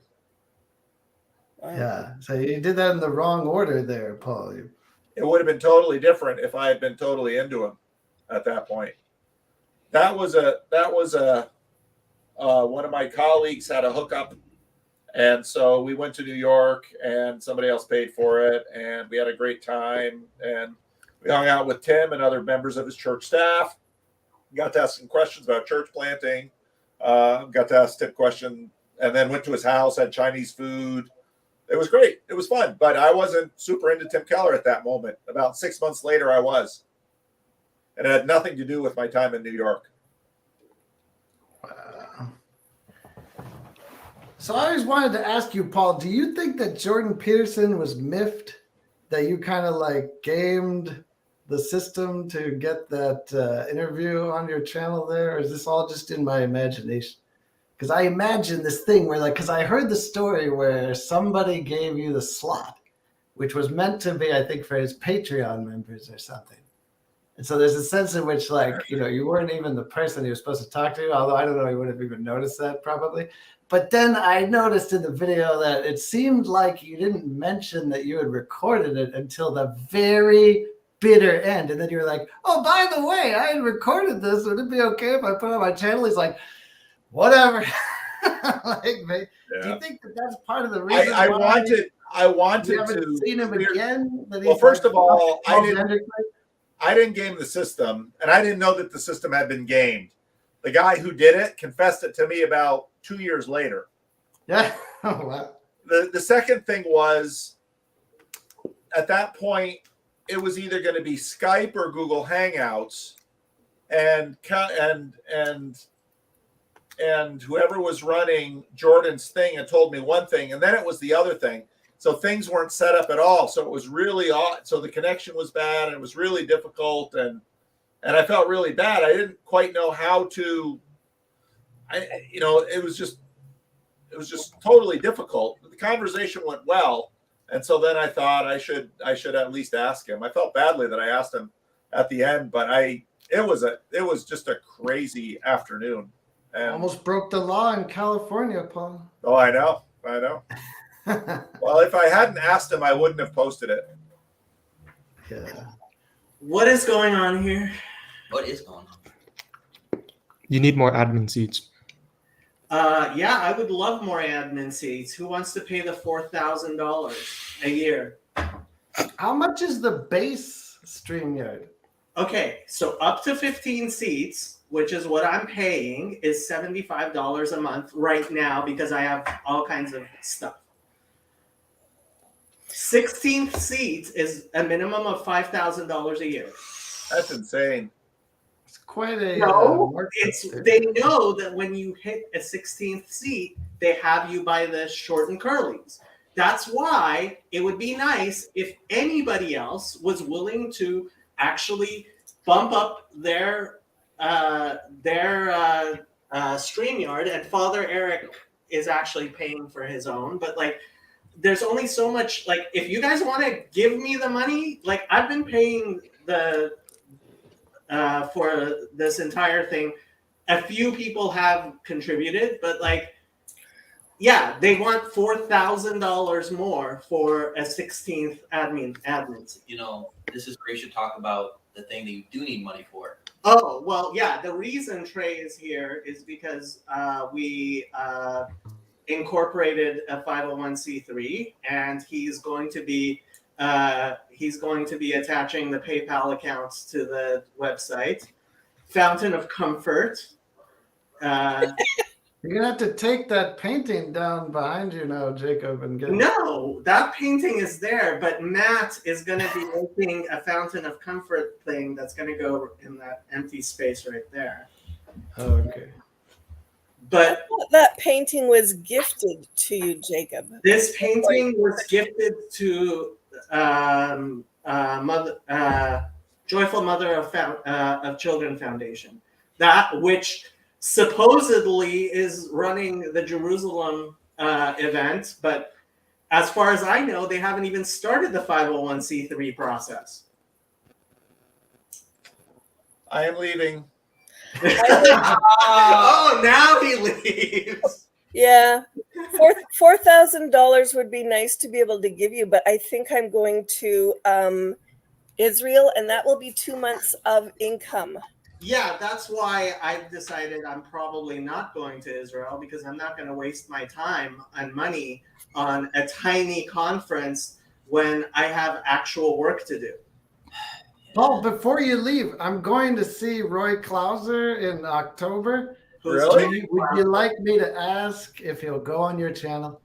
Who's Not Roy to put you Clauser? on the spot. Now you have to explain why you actually don't want to do it, because I'd be happy to have him on my channel. And he If you're there to help with the conversation, CW. Oh, Roy Clauser. Who is he? Come on. now you're trying to sabotage it by involving me, because you know that I'll never do it. So. Yeah, Jacob knows all about things. I know very well what CW is. He's trying to get me to like do a running commentary on this medieval Jewish literature that was like a daily commitment, like indefinitely. It's 5 minutes. It's 5 minutes. Is this the It's podcast? not even my religion. Like, Well, Exactly. is it this guy? Where is he? Roy Clauser. yeah, that's him. Yeah, Roy That's the Clauser. Philosophy. Cry of the little corner. It's not even my religion. Well, that's him. Oh, where is it? There, this guy. That should be our motto. It's not even. Oh, look. Yeah. He's even got a smaller beard than you. You can talk to this guy. He's from New Jersey, Paul. There it Come is. on. College of New Jersey. What's the College of New Jersey? Philosophy? He taught comparative religions there for like 30 years. College of New Jersey is funny because that's a euphemism for Princeton, but it's not Princeton. Just so you know. Religious neutrality. Oh, The myth. Of religious okay. Dang it.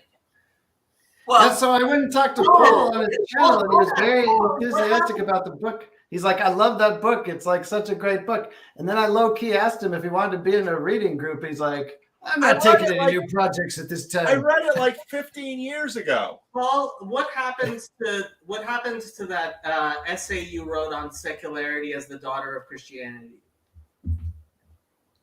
That wasn't the full theme of the essay. I don't know what happened to it.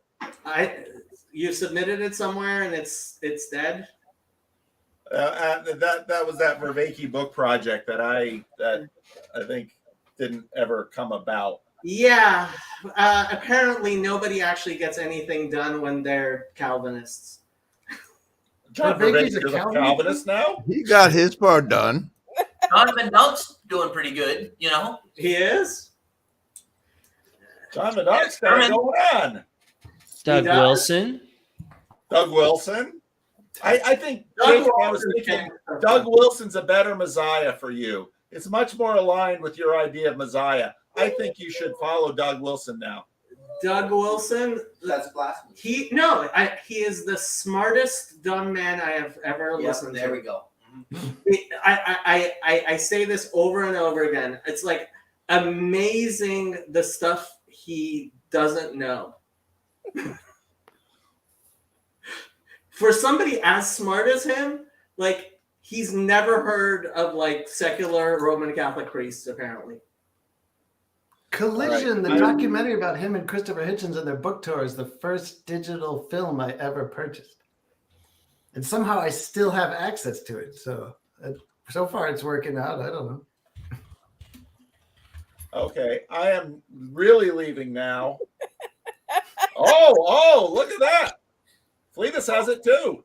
He's got the same edition you have. I've never seen that one. For like 100 years, so. I'm really leaving now, and I am not making a video. I have to set up the video for homeroom tomorrow. So Grim Grizz has another fun. Tomorrow's another fun video where I tee off on Sky Jatani. Ooh. He's not Good, even. good. He's I not like as much adjunct fun as- professing. It saves me coming up with stuff on my own.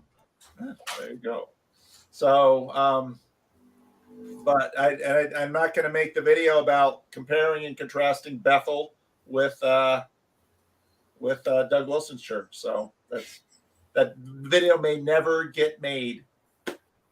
Well, I hope you cover the Bethel thing anyway. I need to learn. You too. Bye, everybody. Paul Grim. Yeah. Grim Leftport, you did. Oh my gosh. Grim didn't he didn't even let me talk to him because he knows he owes me $500. Finally, I've been like telling you for months. I'm like, yo, get on your mans, and he's been like, oh no. Like, that's on you, okay? Yeah, exactly. I end up holding the bag. Yeah. So you said before to people, start your own StreamYard thing. Yes. But what does that cost to do a 1+1? 1+1 is free. That's what I thought you said. So then it's just a matter of what do we talk about? So, because I thought about it. But If people want to create their own StreamYards, they're free to create their own StreamYards. Like everybody's freeloading off me paying, and frankly, like it seems to have done people good, and I'm willing to pay for it. Like, but I don't have $4,000 to buy more admin seats. You're saying the $75 is to remove the duck, is what you're saying. No, the $75 includes 15 seats for me. I think nowadays to get 15 seats, it's like $150 or something a month.